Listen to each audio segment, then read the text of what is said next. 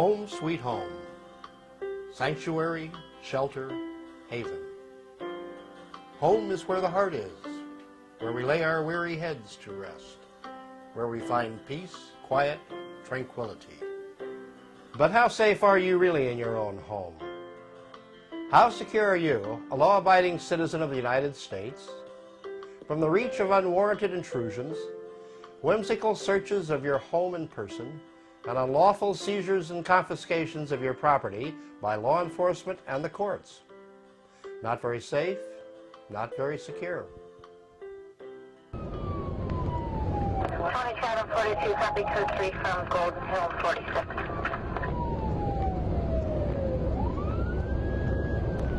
April 22nd, 2008, 1:50 p.m. San Luis Obispo Sheriff's dispatchers broadcast a call. Shots have been fired. First to respond is Deputy Darren Murphy. With red lights and siren blaring, Murphy prods his patrol vehicle towards the scene of the reported incident, a private residence just east of the Paso Robles city limits.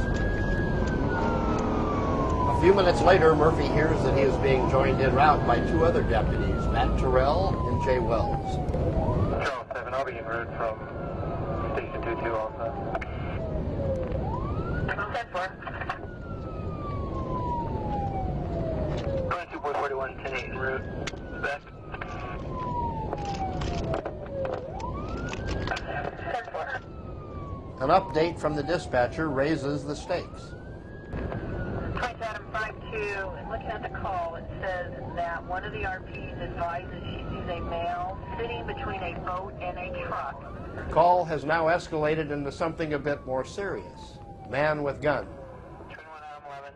That man with a gun is longtime county resident Matt Hart, doing something he's done for years from this very same spot. Sight and fire his single-shot .22 caliber rifle at a target located on an isolated corner of his 2+ acre property. Bird and wild pig hunting is commonplace in this unincorporated rural area, and until now, Hart's activity has posed, for him, no problem. But the converging sheriff's deputies, of course, are not armed with this knowledge. They are, however, heavily armed. Even before his arrival at the scene, Deputy Murphy has determined his course of action. Myself, I'm going to charge you then. 52, copy you, 51, charging and charging. 441, 197. 10-4. Okay, Matt, you see this mobile home down here? There's a boat and a truck right there. Got it. Subject's still between the boat and the truck. He's immediately on your right. Copy, subject still between the boat and the truck.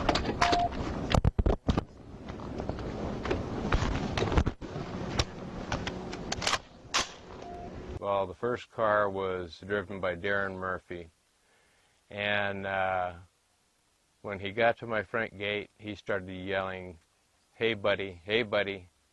Hey, buddy! Hey! Hey! This ear was totally plugged up, and I couldn't hear out of this ear, so I saw the dogs. My dogs took off running towards the gate barking. Sheriff's Department, put your hands up! Drop the rifle! Put the rifle down!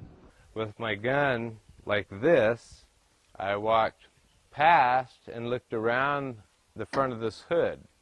Put your hands up and walk towards us! Now! Put your hands up in the air!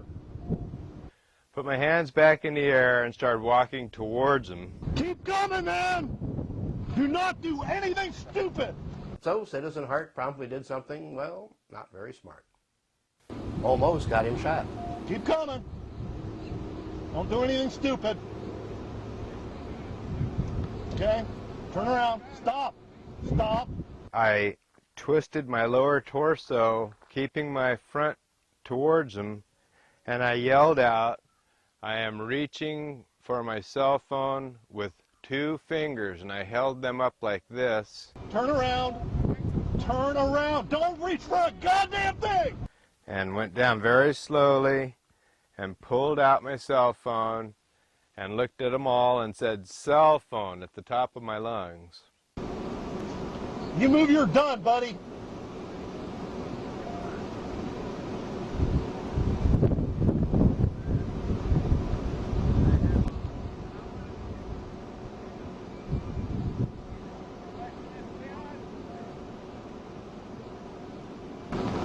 Okay.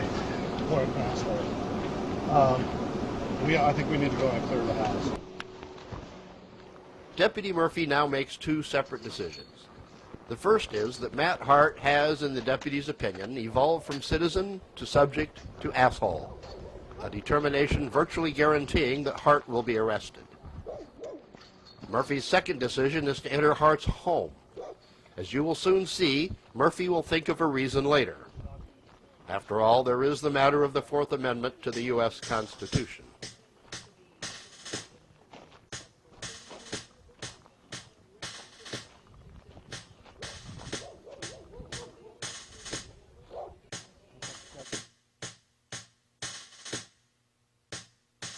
Well, I know one of my neighbors said that they tried kicking the back door in. Sheriff's Department, is anyone home? Sheriff's Department!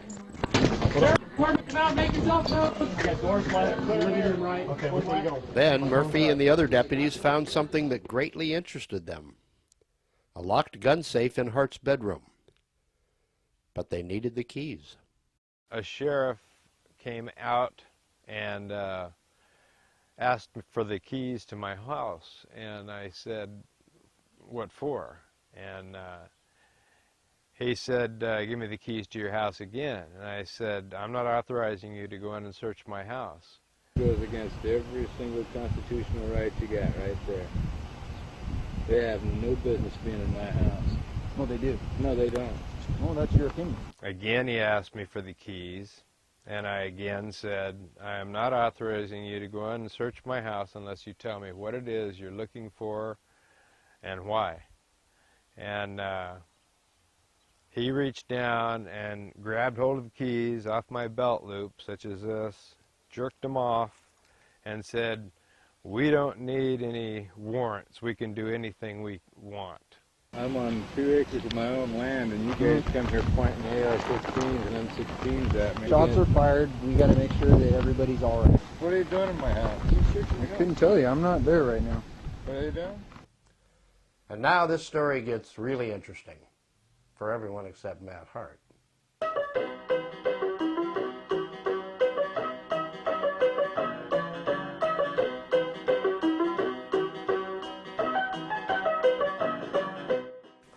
So what's at issue here?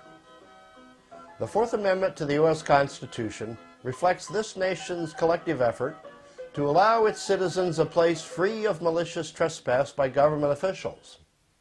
The amendment is brief and to the point. The right of the people to be secure in their persons, houses, papers, and effects against unreasonable searches and seizures shall not be violated, and no warrants shall issue but upon probable cause, supported by oath or affirmation, and particularly describing the place to be searched and the persons or things to be seized.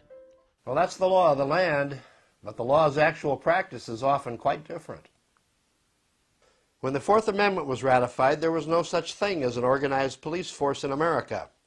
Since then, critical compromises of the Fourth Amendment have been created by whimsical actions of police and an enabling judiciary.